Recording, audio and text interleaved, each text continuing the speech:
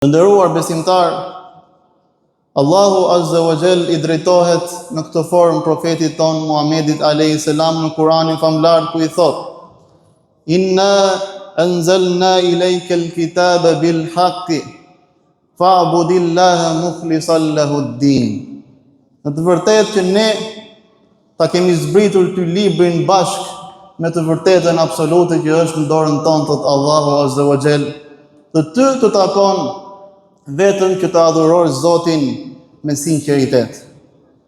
Ajo për cilën do të flasim sot është pikërisht kjo ndjenjë shumë e rëndësishme për besimtarin, që është boshti I Kuranit, që është boshti thelbi I jetës së një besimtari që adhuron Allahun Azza wa Jall dhe që beson ditën e gjykimit.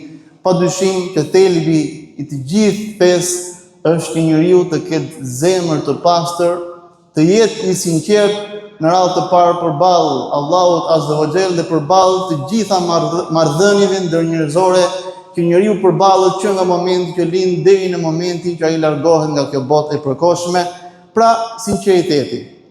Një fjalë që ne dëgjojmë shpesh, që e flasim shpesh gjithë, por që do të folur ai shpesh sepse është thelbi I jetës tonë, është thelbi I të gjithë punëve që bëjmë ne në këtë botë, është të jemi të sinqert përballë Allahut Azza wa Jall dhe përballë çdo lëvizje, përballë çdo veprimi, përballë çdo fjale, përballë çdo hapi që ne edhim, çdo fjalë që ne dëgjojmë, që e shprehim, të jemi të sinqert me ato vlera që ne I kemi besuar në librin e të vërtetit, që është libri I Kuranit famlar, të nderuar besimtar, që ne do ta derrim në praktik me anë të pastrimit të zemrës tonë.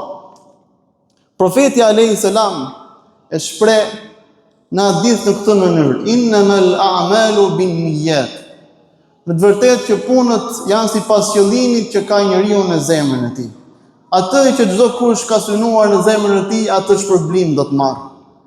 Dhe kjo luftë është shumë me ashpër që njeriu në përfundim të largohet, duke thënë, si thot profeti alayhis salam, që njeriu të largohet si musliman dhe duke thënë fjalën e fundit la ilaha illallah Muhammadur Rasulullah, kur thot të fjalë që është çelësi I xhenetit, por me një kusht, që këtë ta ketë besuar me sinqeritet dhe ta thot me sinqeritet që I vjen nga shpirti, nga zemra e tij.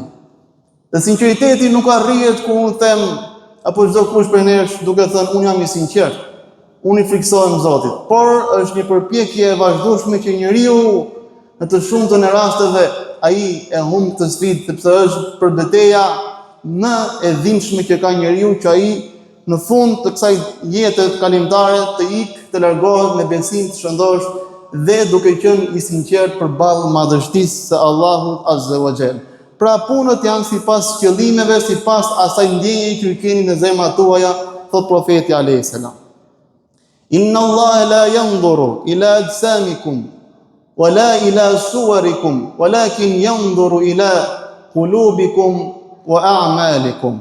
Në të vërtetë që Allahu, thot profeti jon I nderuar alayhis salam, Allahu nuk sheh trupat tuaj, nuk sheh as pamjen tuaj, por ai sheh zemrat tuaja, thot profeti alayhis salam, dhe sheh edhe punët që ju veproni në jetën e kësaj bote kalimtare. Allahu sheh mënyrën se si ne jetojmë, se si ne këto parime universale, si këto vlera që ne kemi besuar, sa I derrim në jetën tonë të përditshme, në jetën tonë reale. Pra Allahu sheh veprat tona që bëhen vetëm me sinqeritet, nderuar besimtar. Jetojmë në një epokë ku njeriu sulmohet me të gjitha mënyrat. Rrjetet sociale, promovimi I antivlerave, ekspozimi I syfajsisë në çdo moment në rrjetet sociale. Njeriu është përballë një presioni të vazhdueshëm që ai të ekspozohet, që njerëzit të shohin çfarë ai bën. Të parët tanë të mirë kishin një cilësi të tillë që ashtu si çdo kush I fshem mëkatet e tij, gjunahet e tij, njëkohësisht edhe veprat e tyre të mira fshiheshin akoma më shumë se sa gjunahet që fsheh më së miri gjithë secili prej nesh.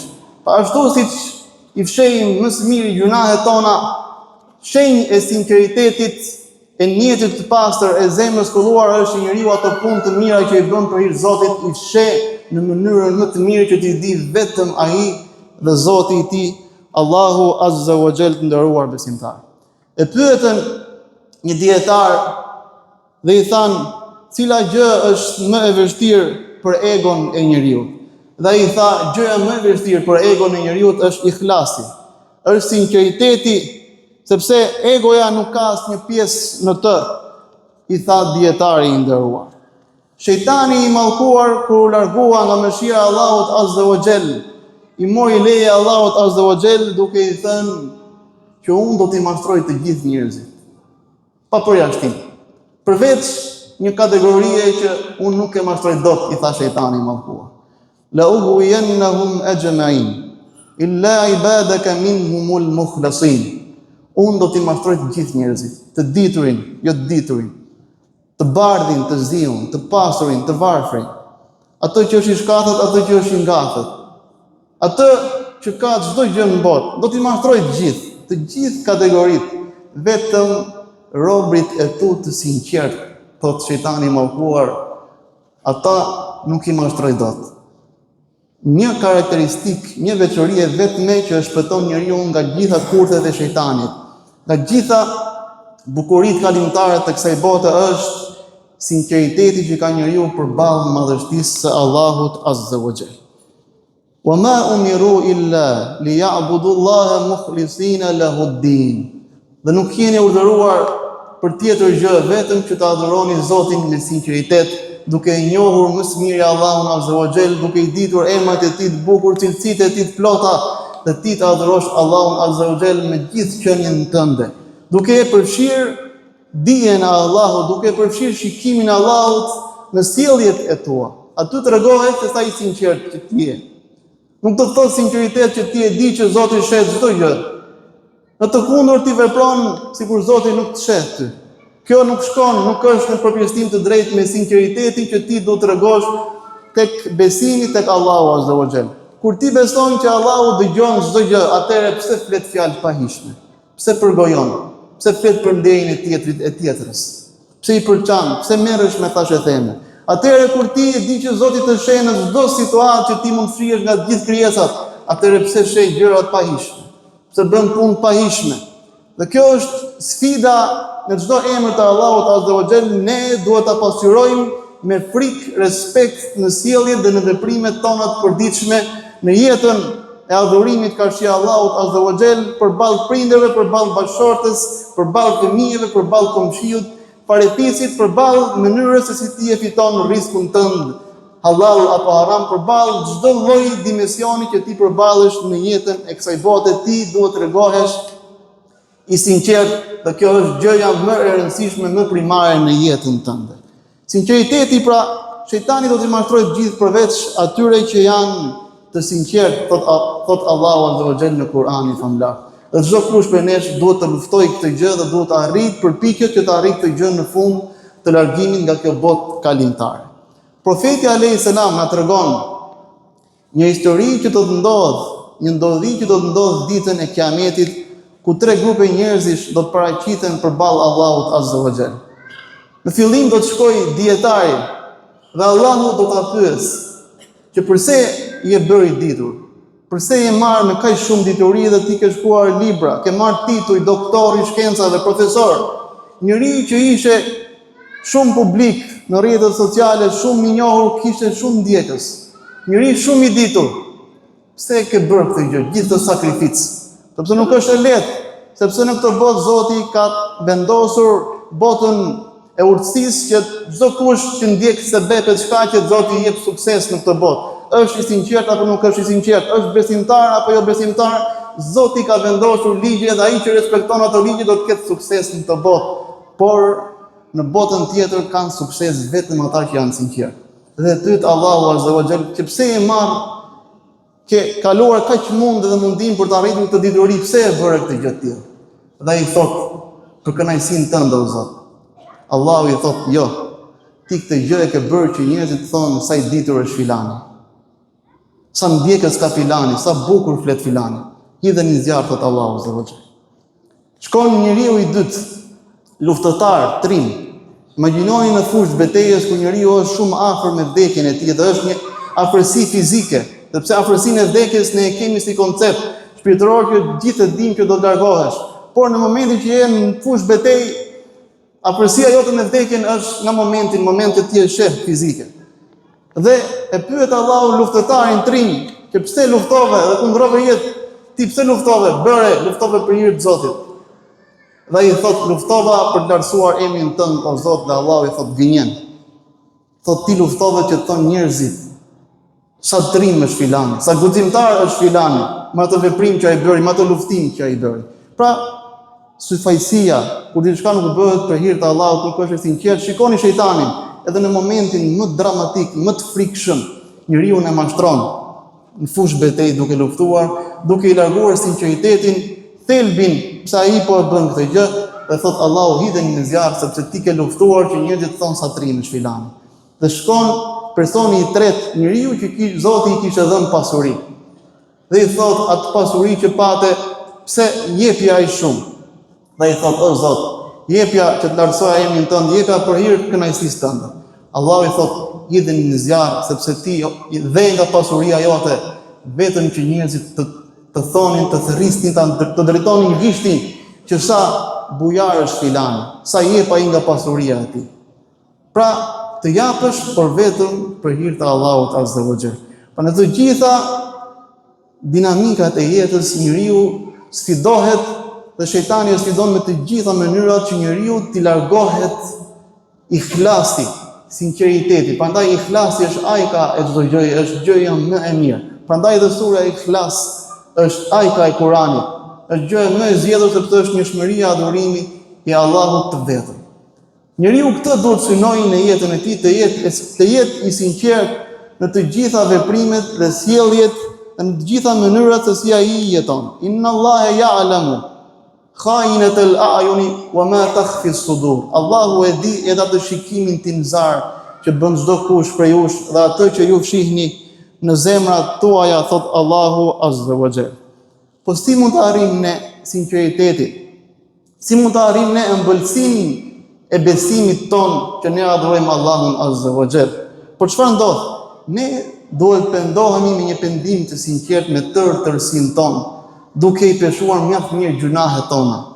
Jetën tonë duke i bërë një vetë llogaritë të vazhdueshme dhe duke dalë, duke ngritur duart lart, dhe ti i pendohesh Zotit me tërë sinqeritet, duke i nxjerr para si një pasqyrë, si një ekran të gjitha mëkatet që ti ke bërë, dhe të ndjesh një ndjenjë reflektimi dhe një ndjenjë pishmallëku në zemrën tënde, kur ti kërkon falje Zotit astaghfirullah, jo thjesht me gjuhë, por me tërë qenien tënde, me shpirtin tënd, me zemrën tënde, ti kërkon Allahut falje për mëkatet që ke bërë, dhe të vjen turp nga ato mëkate, nga ajo mënyrë jetese që ti ke jetuar deri tani dhe kthehesh me sinqeritet tek Zoti i gjithësisë dhe i thua, o Zot, më fal për këtë që kam bërë.